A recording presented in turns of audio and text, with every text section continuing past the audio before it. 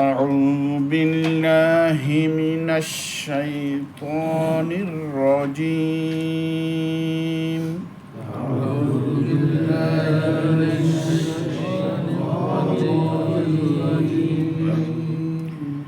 بسم الله الرحمن الرحيم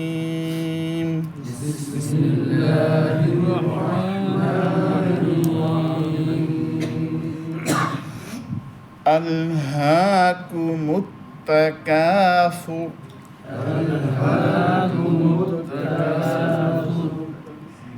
ألهاكم التكاثر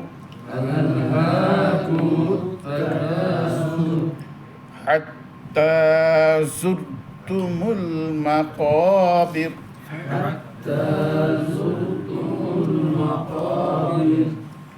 حتى زرتم المقابر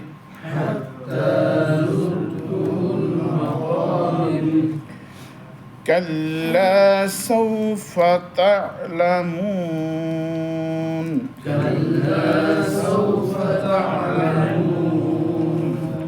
ثم كلا سوف تعلمون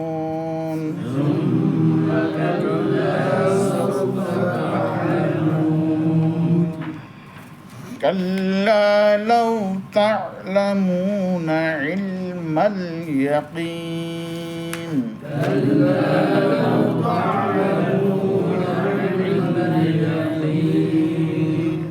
لترون الجحيم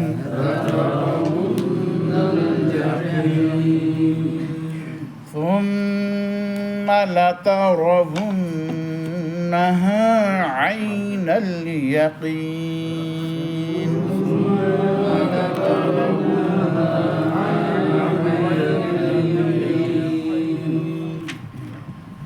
ثم لتسألن يومئذ عن النعيم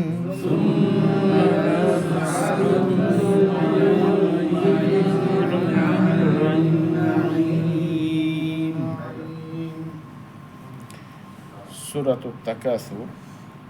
প্রথমত বিসমিল্লাহ, বিসমির যে সিন, এই হরফটার মধ্যে সিফাতে সফির সফির বলা হয় এমন হরফ যা উচ্চারণের সময় পাখির ঝাঁক যখন একসাথে উড়ে যায়, ছো, এই ধরনের আওয়াজ, এটাকে সফির বলা হয়। এরকম হরফ তিনটা, সদ, সিন, জা। সদ সদ যত জায়গায় আসবে এ ধরনের আওয়াজ হবে। সিন, জা শক্ত করে বিস বিস আওয়াজটা থাকতে হবে। এরপরে আল্লাহ, এখানে বিসমিল্লাহর মধ্যে যে লফজে আল্লাহ, লফজুল জালালা, এইটা পাতলা হবে, এখানে উচ্চারণটা পাতলা। বিসমিল্লাহ, বিসমিল্লাহ পড়লে এটা ভুল হবে, তাজবিদের দৃষ্টিতে বিসমিল্লাহ ভুল হবে। লফজে আল্লাহর দুই বিধান, একটা হলো পুর, একটা হলো কি বারিক, মোটা বা পাতলা। যখন আল্লাহর পূর্বে, লফজে আল্লাহর পূর্বে পেশ অথবা জবর হবে তখন মোটা হবে, যেমন কুল হুয়াল্লাহু আহাদ, ওখানে পূর্বে জবর, আর এখানে যেহেতু জের পাতলা হবে। বিসমিল্লাহ, বিসমিল্লাহির এরপরে আর রহমান, আর রহমানের র মোটা হবে, রটা মোটা হবে। র মোটার ছয়টা অবস্থা, ছয় অবস্থা র মোটা হয়। এখানে হলো একেবারে সহজ অবস্থা, রর মধ্যে জবর হলে র মোটা হয়, রর মধ্যে জবর হলে র মোটা হয়, এখানে জবরের অবস্থা। আর রহিম ঠিক একই, এই মার মধ্যে একালির মধ্যে তবাই, মার মধ্যে একালির মধ্যে তবাই, পরিমাণ একালিফ। আর রহিম, রহিমের র মোটা হবে যেহেতু রর মধ্যে জবর। আর হিম, যেহেতু আমরা অক্ফ করছি বিসমিল্লাহর শেষে, অক্ফ হওয়ার কারণে তিরানির মধ্যে আরবি, তিরানির মধ্যে অর্থাৎ মদের হরফের পরে যদি ওয়াকফ হয় এটাকে মধ্যে আরবি বলা হয়, তখন 3 আলিফটা দিতে হয়। বিসমিল্লাহির রহমানির রহিম। আলহাকু, আলহা, হা একালিম মদ, হা কি একালিম মদ। আত্তাকাসু, কা একালিম মদ। আসুর, এই রটা মোটা হবে, র মোটার এটা আরেকটা অবস্থা। র সাকিন পূর্বে পেশ, যেহেতু অক্ষ অবস্থা রর মধ্যে সাকিন, এই জন্য র মোটা হবে। যে র সাকিন তার পূর্বে পেশ অক্ষ অবস্থায়, মিলে গেলেও মোটা হবে, কারণ তখন সরাসরি পেশ। মিলে পড়লেও মোটা হবে সরাসরি পেশের কারণে, আর অক্ষ অবস্থা মোটা হবে তার পূর্বে পেশ থাকার কারণে। হাত্তা একালির মধ্যে তবাই। জুর তুমুল মাকাবির, জুর এই র মোটা হবে, যেহেতু একটু আগে বললাম র সাকিন পূর্বে পেশ, মোটা হবে র। জুর তুমুল মাকাবির, মাক এ ক মোটা হবে। কফের উচ্চারণ সর্বাবস্থা মোটা। কফ এমন হরফ যেটা জের হোক, পেশ হোক, জজম হোক, সর্বাবস্থায় কফটা মোটা থাকবে। এটার মধ্যে সিফাত মুস্তাআলিয়া, এর মধ্যে যে হরফ সিফাত রয়েছে এটা মুস্তাআলিয়া বলা হয়। ইস্তেলা, হরফে ইস্তেলা 7টা। খুসা, যগতিন, কিজ, এখানে 7টা হরফ। খুস, খ, সদ, সর্বাবস্থা মোটা হয় এগুলো। যগতিন, দোয়া গোয়াইন, ত, সর্বাবস্থা মোটা হবে। কিজ, কফ, গ, এই 7টা হরফ সর্বাবস্থায় মোটা হয়। জবর হোক, জের হোক, পেশ হোক, জজম হোক, সর্বাবস্থায় মোটা। মাকাবির, এই মাকাবির রা পাতলা হবে, যদিও রার মধ্যে জবর, কিন্তু অক্ফ করা অবস্থায় র সাকিন পূর্বে জের, অক্ফ অবস্থায় রা পাতলা হবে, যেহেতু র সাকিন পূর্বে জের থাকে তখন। আবার যদি মিলাই পড়ি মোটা হবে, কারণ রার মধ্যে তখন জবর চলে আসে। মিলাই পড়া অবস্থায় রা মোটা হবে, আর অক্ষ অবস্থায় রা পাতলা হবে। হাত্তা লাস্টে যে ইয়া রয়েছে না, হাত্তা একালির মধ্যে, এই যে ইয়া নুক্তা ছাড়া ইয়া, আমরা ধরি ইয়া ইয়া দুটো একই পড়ি আমরা। আরবিয়ানরা বলে আ মকসুরা, এই হরফের এরা বলে আ মকসুরা। আমি একটু ব্যাখ্যা করে দিন আ মকসুরা এবং এই নুক্তা ছাড়া এবং নুক্তা বাদ যে ইয়া, এই নুক্তাওয়ালা ইয়া হলো ইয়া, আর যেটা নুক্তা নাই ওটা হলো আলিফে মাকসুরা। যে আ মাকসুরা মানে আলিফে মাকসুরা। হাত্তা, এই জন্য আলিফের উচ্চারণ করলাম আমরা, এটা আলিফের উচ্চারণ করছি, হাত্তা মানে ইয়া নুক্তা না থাকলে আলিফ উচ্চারণ হবে।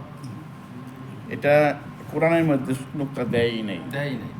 যেটা সাধারণ আরবি অন্যান্য হাদিসের কিতাব, আরবি কিতাব, ওখানে এটা আপনার আমলটা ওখানে বিশেষভাবে পরিষ্কার বোঝা যায়। যদি ইয়ার নিচে নুক্তা থাকে ওটা ইয়া, ই উচ্চারণ হয় ওটা কি। হ্যাঁ, আর যদি এই নুক্তা না থাকে আ উচ্চারণ হবে, ওটা আ উচ্চারণ হবে। মুসা, ঈসা লেখার সময় কিন্তু ইয়া লাগে, কিন্তু ওটা মুসিনা, ইসিনা কি মুসা, ঈসা, ওটাকে আলিফে মকসুরা বলা হয়। আলিফে মকসুরাটা ইয়া দিয়ে লিখতে হয়, আলিফে মকসুরা ইয়া দিয়ে লিখতে হয়। এটাও আলিফে মকসুরা, হাত্তার মধ্যে যে ইয়া, এটা আলিফে মকসুরা। আমাদের আবহমান কাল থেকে যে ইয়া ইয়া এভাবে পড়া যায়। ওটা আরো বেশি পড়তে হবে। আপনার যারা যে ইয়া ইয়াই বুঝে, এদের পড়া সীমিত হলো প্রাইমারি পর্যন্ত, এটা পড়তে হবে। আর পরে হাই স্কুলে গিয়ে ওই পর্যন্ত তো দরকার হয় না, ওই পর্যন্ত গ্রামার পর্যন্ত যাওয়ার দরকার হয় না, পড়ানো হয় না। ঠিক আছে,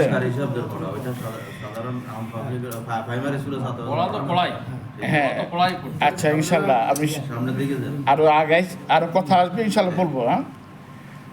হ্যাঁ, ঠিক আছে। আপনাদের প্রশ্ন থাকলে আপনার আমার আলোচনায় যদি কোনো আপনাদের প্রশ্ন থাকে প্রশ্ন করবেন ইনশাল্লাহ। কাল্লা, কাল্লা একালির মধ্যে তবাই।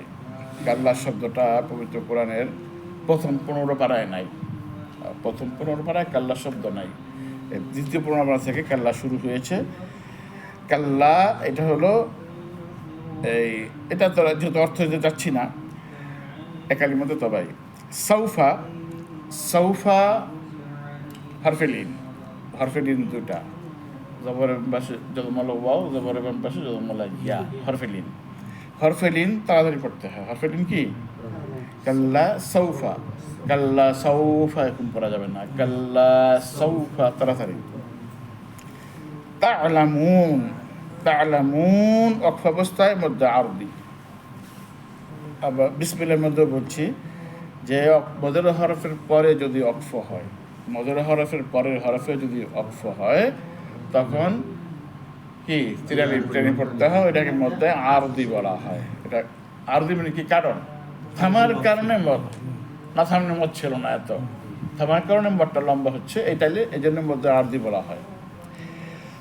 সুম্মা, এই বিমের মধ্যে ওয়াজিব গুন্না। ওয়াজিব গুন্না চিনার নিয়ম হলো নুনে মিমে তাসদিদ হবে হরকতের পরে। হরকতের পরে যদি নুনে মিমে তাসদিদ হয় তাহলে কি ওয়াজিব গুন্না। দেখা মিমের মধ্যে অনেক জায়গায় তাসদিদ দেখবেন, নুনেও তাসদিদ দেখবেন, সব জায়গায় ওয়াজিব গুন্না না, কিন্তু হরকতের পরে হলে ওয়াজিব গুন্না। তানবিনের পরে হলে এটার নাম ভিন্ন, এদগাম। তখন কাল্লা সৌফা, এটা বললাম আমি হরফে দিন। তা'লামুন মদ্দে আরবি। কাল্লা একালিম মদ, লাউ হরফে দিন। তা'লামুনা এখানে একালিম মদ, তা'লামুনা এখানে কি একালিম মদ, এটা আছে মাঝখানে। ইলমাল ইয়াকিন, ইলমাল ইয়াকিন মদ্দে আরবি। লাতারাবুন্না, লাতারা র মোটা হবে যেহেতু রর মধ্যে সরাসরি জবর। গুন্না এখানে নুনের মধ্যে ওয়াজিব গুন্না, যেহেতু নুনে তাসদিদ পূর্বে পেশ, মানে হরকত, হরকতের পরে নুনে তাসদিদ ওয়াজিব গুন্না। আল জাহিম এখানে মধ্যে আরবি, অক্ফ অবস্থায় মধ্যে আরবি। সুম্মা এখানে ওয়াজিব গুন্না। লাতার, তার র মোটা হবে গুন্না ওয়াজিব গুন্না, হা একালি মদ, আইনা হরফে লিন, যেহেতু জবরন পেশাদামালা ইয়া হরফে লিন। আল ইয়াকিন মধ্যে আরবি। সুম্মা ওয়াজিব গুন্না, লা তুসআলুন্না ওয়াজিব গুন্না, ইয়াউমা হরফে লিন। ইদিন, ইয়াউমা ইদিন এখানে তানবিনের পরে আইন কি হবে? তানবিনের পরে আইন এখানে কি হবে বলেন? এজহার। এজহার হরফ কয়টি? 6টি। হ্যাঁ, হরফে হল কি ওগুলো এজহারের হরফ। হরফে হল কি 6 সমজ নূরে আইন, হামজা হাও, হাও খাও, আইন গাইন। আচ্ছা, আনিন নাইম, আনিন নাইম এখানেও ওই নুনের মধ্যে ওয়াজিব গুন্না, হরকতের পরে তাসদিদ, হরকতের পরে নুনের তাসদিদ ওয়াজিব গুন্না। নাইম মদ্দে আরবি, নাইম কি মদ্দে আরবি। এই ছিল সূরাতুত তাকাসুরের তাজবিদের উপরে আলোচনা। এখন বলেন, একটু দেখা যায় আয়াত নম্বর 5-এ লাতারাহুন্না না লাতারাবুন্না কোনটা, মানে একটু ক্লিয়ার করুন। লাতারা গুন্না, ওয়াওর উচ্চারণটা আপনি ভালো করে করতে হবে। অনেকে বার পরিষ্কার বাও বলা যাবে না, পরিষ্কার বাও বলা যাবে না, আবার হামদাও বলা যাবে। লাতারা উন্নাও না, লাতারা বুন্নাও না, লাতারা গুন্না, লাতারা গুন্না। ওয়াও ওয়াওর বাকরা হলো 2 ঠোঁট, 2 ঠোঁট হতে ওয়াও বা মিম 3টা হরফ। 2 ঠোঁট কি ওয়াও বা মিম 3টা হরফ 2 ঠোঁট থেকে। ওয়াও 2 ঠোঁটে খালি জায়গা, মিলবে না, মানে ঠোঁট মিশবেই না, ঠোঁটের থেকে বের হবে কিন্তু 2 ঠোঁট মিশবে না। আর বা হলো মিশবে, ফাঁকা হবে, মানে মিশে ফাঁকা হবে। বা আগে মিলাইবেন, তারপর ফাঁক করলে বা। আর মিম হলো শুরু মিলবে, শেষও মিলবে, মিম মিম এভাবে, অর্থাৎ লাতারাউন্না এভাবে। শুনতে বার মতো লাগবে। হ্যাঁ, বার কাছাকাছি, কিন্তু পরিষ্কার বা হবে না, যেহেতু মাখরাজ একটাই।